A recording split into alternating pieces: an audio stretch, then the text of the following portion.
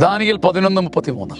കുറെ കാലത്തേക്ക് അവർ വാളും തീയും അടിമത്തവും കവർച്ചയും കൊണ്ട് വീഴുമെങ്കിലും ജനത്തിന്റെ ഇടയിലെ ജ്ഞാനികൾ അവർക്ക് അറിവ് പകരും.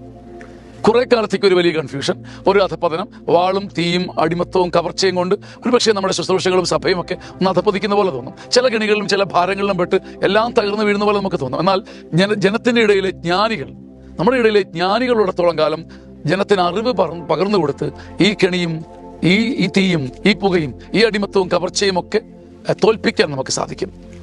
നിരാശാജനകമല്ല, കാര്യങ്ങൾ നിരാശാജനകമല്ല. കുറെ കാലത്തേക്ക് വാളും തീയും അടിമത്തവും കവർച്ചയും ഒക്കെ കൊണ്ട് ഒരു തകർച്ചയും ഒരു മുറിവും ഒരു ചിതറിപ്പോകലും ഒക്കെ ഫീൽ ചെയ്യുമെങ്കിലും ജനത്തിൻ്റെ ഇടയിൽ ജ്ഞാനികളുണ്ടെങ്കിൽ അവർ അറിവ് പകർന്ന് ഒരു പുതിയ നവോത്ഥാനം കൊണ്ടുവരും. അതുകൊണ്ട് ഒരു തിരിച്ചുവരവും ഒരു ഉയർത്തുവരവും ഒരു ഉയരും ഒരു മടങ്ങിവരവും ഒരു മഹത്വത്തിൻ്റെ കാലവും നമുക്കുണ്ടെന്ന് വിശ്വസിക്കാൻ നമുക്ക് കഴിയണം. ഈ വചനം ആവർത്തിച്ച് വായിച്ച് ഈ നിരാശാജനകമായ കാര്യങ്ങളുടെ നടുവിൽ, കുരുക്കിൻ്റെ നടുവിൽ, കെണികളുടെ നടുവിൽ പെട്ടുപോകാതെ പ്രത്യാശയോടെ മുഖമുയർത്താൻ കഴിയട്ടെ.